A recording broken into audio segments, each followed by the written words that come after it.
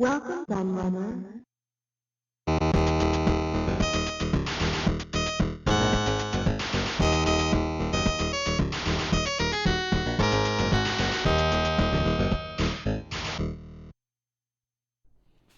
Hello everybody, Q&AK the Lad here, and I'm back with a new book review for you. And this is something that's fairly new, and also something that I haven't seen many people posting about anywhere. I think it's probably quite an obscure book in many ways. So I think it's a really good one to cover on the channel, because I don't think many people will be aware of it at all. But it's a book about the MSX, which is not a format you see covered very often. Actually, I only know of three MSX books, which is this one, my one, and there's an MSX visual compendium, which looks absolutely lovely, but is very, very, very expensive. I saw it on Amazon. I think it's about 50 quid, which I was like, I'm not spending 50 quid on a book. So I've got it on my watch list, and I'll see if it goes down in price a bit. I know it's a very big book, but I just don't think anyone's going to spend that much on a book. I can't imagine it's sold that well at that price, but you never know. Uh, but yeah, but this one was a very good price. In fact, it was very, very cheap indeed, because I actually saw it in the sale for half price. So at that, I think it was about £7 something. So at that price, I thought, yeah, why not? I'll pull the trigger for that kind of price. Whether it's still on sale when this video goes out, I don't know. So I kind of don't like saying the price in a way. So when people going and looking for it, going, it's not half price, because you never know when Amazon sales start and end. They do seem to be quite random sometimes. But I got it for a good price. I had it on my watch list already, so when I saw it at that price, I just pulled the trigger. But it's quite a small book. In fact, when I got it, I was actually very surprised how small it was. That was the first thing that kind of surprised me about it. So, in terms of the size of the actual book, which you probably can't see so well on the video, though you can see if I put my hand in front of it, it's literally the same size. That probably gives you a good idea of how small the book is. But I put my own MSX book behind it as well, so you can give an idea. It is quite small in size. It's not very thick either, though it is hardback, as you'll see, which is quite nice, I suppose, but it probably didn't really need to be hardback. So there's a little bit about the author on the back, Eric Boez, and he's French, so that's why that's going to be quite important, should I say, to this book and the review I'm about to give, because it forms an important part of my review, the fact that he's French, as you'll find out. But anyway, that's the book. So I didn't really have much of an idea of what this was going to be about previous to getting it, because on Amazon it didn't give me that much of a clue.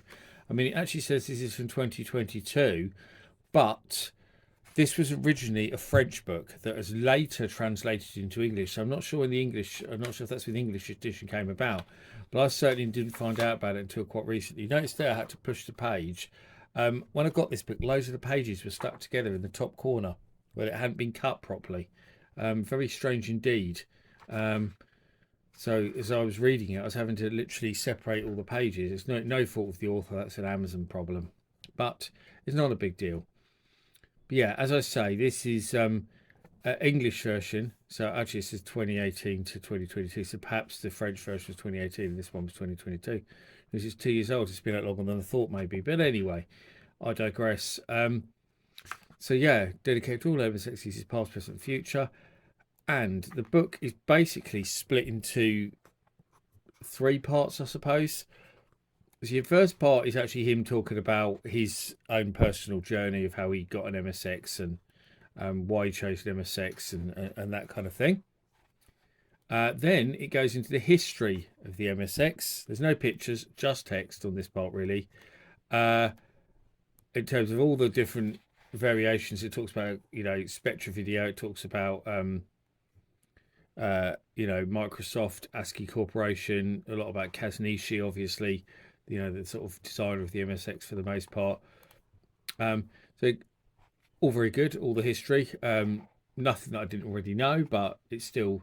There's one little thing that I didn't already know, which is the connection to Bitcorp in Hong Kong, which is actually very interesting because Bitcorp would later create a clones of the MSX hardware, so to speak, in terms of the Bitcorp computers and consoles that they made, like the Dina 2-in-1, which played ColecoVision and SG-1000 games, which were obviously both based on the MSX standard. So it goes into a little bit about that. I didn't know Bitcorp's collection, but it's very interesting. It might make a good video actually, so I might elaborate on more on that in the future once I've read up on it and found some more concrete details. But it talks about how it did in different regions. And then the last part of the book is actually there is odd photos like that one there. Yeah, the last part of the book is literally just mostly adverts and pictures of MSXs. So just all in black and white. So Spectra video advert with Roger Moore on and stuff like that. So that's all it is. He's just basically taken a load of adverts that were online and copy and pasted them into the book. So I'll back half of the book. And that's it really. And then kind of a little bit of thanks and a bit more about the author. And then he's listed his sources and stuff like that in there as well. And other books that he's done. So it's not a very big book. I mean, how many pages are there? There's a lot of blank pages for some reason, you can see. And that's like that, all out of the back there is blank pages. There's 111 pages, but there's a ton of blank pages. Let's see more blank pages. There's a lot of unused pages, which is very strange that he's put so many blank pages in here. Because it's sure he could have brought down the cost of the book if it was if you took out those blank pages. It could be well under 100 pages if you took out the blanks, because there's quite a few at the beginning as well. I mean, look at that whole wasted space there just to put preface there. You know, strange. Anyway, so my thoughts on it. So the book itself, I read it all in about 15 minutes. I'm quite a quick reader, so I will add that. But yeah, I read it all in about 15 minutes. It didn't take me long at all, because in terms of what there is to read, the font is very big as well. So it's not got many pages because it's a big font. It's actually not that much content, really. Very small book indeed. So that kind of made me feel like, is that it? When I finished reading it, it doesn't go into games or software at all. Nothing about games, nothing about software in here whatsoever. It is literally just the history of the MSX, his own personal feelings about the MSX, and then those adverts and stuff at the back. That's it. It kind of feels like it's the intro to a book and not the finished book. I think is a good way of describing it. In terms of accuracy, all the history seems to be pretty good. There was a couple of odd, weird things that I mentioned, like you mentioned that the minimum RAM on MSX machines was 8K when it was 16. And there was a couple of other things, but nothing major, nothing too much to worry about, I don't think. Most of it seems to be pretty accurate. But where I had a bit of a problem with this book is in the fact that it's been translated, obviously, from French to English, because clearly when the translation was done, I don't know how the translation was done, whether software was used or what to the translating, but in many cases there's the wrong words being used in terms of overcomplicated language is probably a better way of putting it. And sentence is not flowing properly, because I assume that what it's used is literal translations and not what the sentence would be if you were a native English speaker. So reading it, it's very, very obvious that it wasn't written by a native English speaker. There's lots of sections of text that just seem a bit strange when you read them. So, I mean, look there, a computer at home there will be. I mean, no one would say that that's not an English sentence, if you know what I mean. A computer at home there will be. That should be a computer in every home, which is what he means. If you read the context, he means there'll be a computer in every home.